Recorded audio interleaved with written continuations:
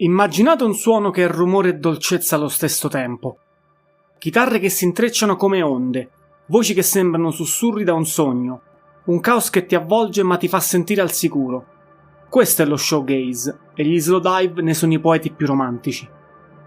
Negli anni 90, quando il mondo sembrava correre verso qualcosa di più rumoroso, loro hanno creato musica che era come guardare il cielo attraverso una finestra appannata, intima, fragile e bellissima. È il tipo di suono che ti fa chiudere gli occhi e sentire tutto più intensamente. La loro storia è quella di una meteora luminosa, caduta troppo presto, ma che oggi brilla più che mai. Siete pronti a perdervi nel loro mondo?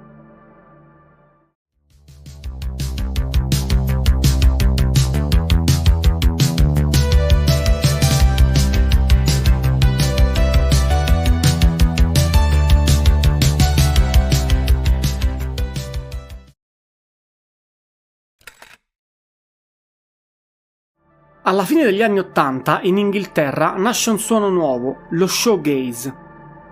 È una corrente che prende vita da band che vogliono spingere oltre i confini del rock, mescolando chitarre rumorose, melodie sognanti e atmosfere che ti avvolgono.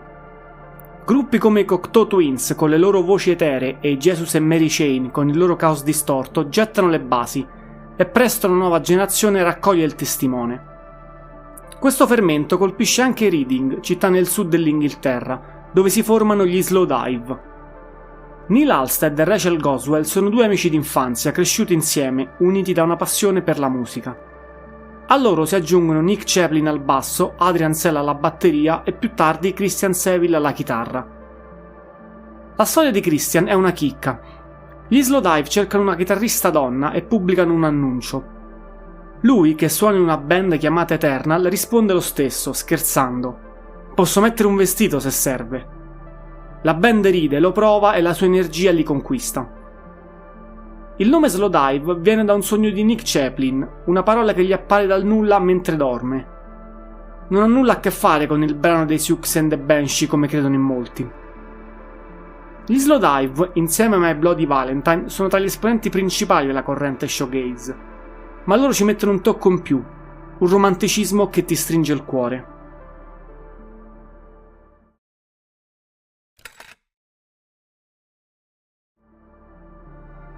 Gli Slowdive non diventano un nome di culto per caso.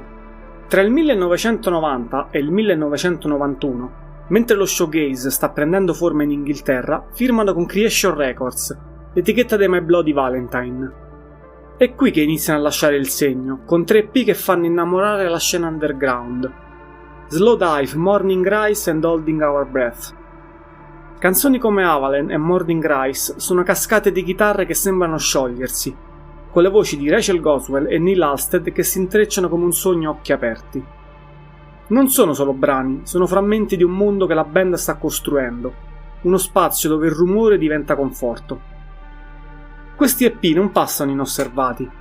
La stampa britannica, ancora entusiasta dello shoegaze, li incensa e i concerti iniziano a riempirsi di fan. C'è un'energia speciale in quel momento. Nel novembre 1991 arriva Just for a Day, il loro primo album. È un trionfo, un disco che prende il cuore dello shoegaze e lo rende più caldo, più emotivo. Non ha l'innovazione tecnica di Loveless dei My Bloody Valentine, uscito nello stesso mese, ma non vuole averla. Brani come Celia Dream e Catch the Breeze sono poesie sonore, piene di nostalgia e desiderio, come se la band stesse dipingendo un tramonto con le chitarre. La critica lo acclama, i fan sono entusiasti e il disco diventa un pilastro del genere, mentre gli Slowdive cavalcano l'onda di una scena che sembra pronta a conquistare il mondo, ma il loro viaggio è solo all'inizio.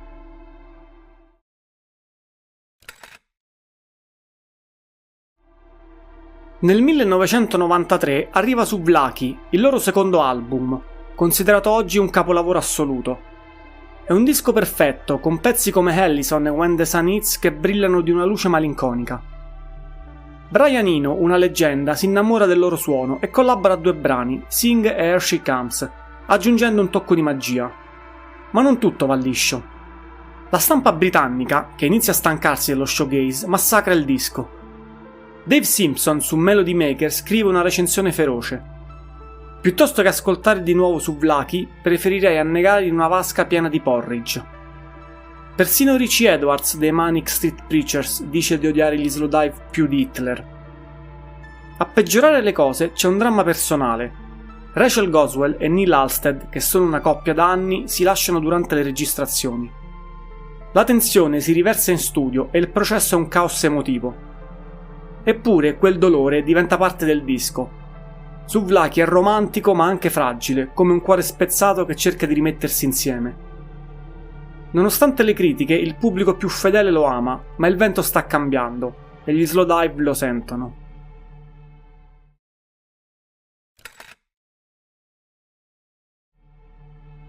Le ferite di Souvlaki lasciano il segno e il mondo intorno agli Slowdive sta cambiando più in fretta di quanto pensino. Mentre loro cercano di riprendersi dalle critiche feroci e dalla rottura tra Neil e Rachel, una nuova onda musicale travolge l'Inghilterra, il Britpop. Band come Oasis e Blur scalano le classifiche con inni energici e testi che parlano di vita quotidiana, lontana dai sogni intimi dello showgaze. All'improvviso il loro suono, così fragile e onirico, sembra fuori posto in un panorama che premia l'immediatezza. Creation Records, la loro etichetta, sente l'odore del successo commerciale e inizia a trascurarli, puntando tutto su nomi più grandi. In questo clima, nel 1995 gli Slowdive pubblicano Pygmalion, il loro terzo album. È un lavoro coraggioso, più sperimentale, quasi minimalista, che mostra una band che vuole evolversi. Ma il mercato non è pronto, il disco è un flop, ignorato da critica e pubblico. È la mazzata finale. Neil, Rachel e il batterista di allora, Ian McCheon, capiscono che non c'è più spazio per loro. Gli Slowdive si sciolgono e i tre si buttano in un nuovo progetto, i Mojave 3, che abbraccia un folk pop più tranquillo. È la fine di un'era. Per quasi 20 anni gli Slowdive scompaiono, lasciando dietro di sé dischi che sembrano dimenticati. Ma il loro sogno, anche se sepolto, è solo in attesa di rifiorire.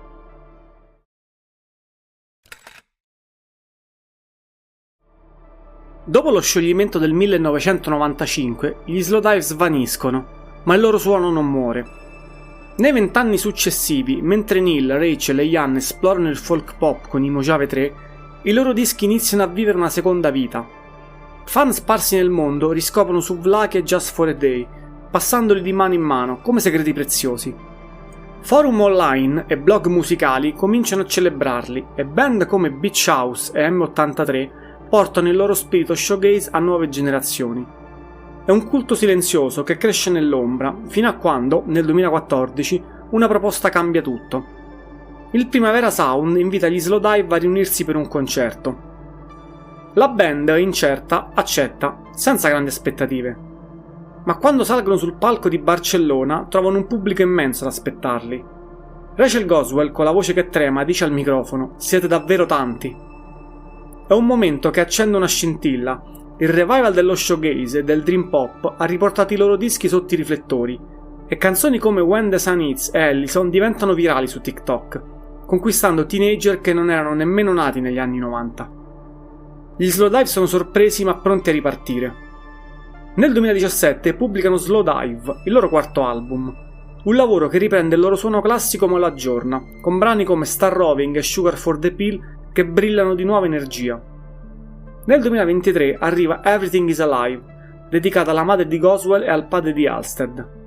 È un disco intimo, riflessivo, che mostra una band matura ma ancora capace di sognare. Entrambi i dischi sono accolti con entusiasmo, prova che gli Slowdive non sono solo un ricordo del passato.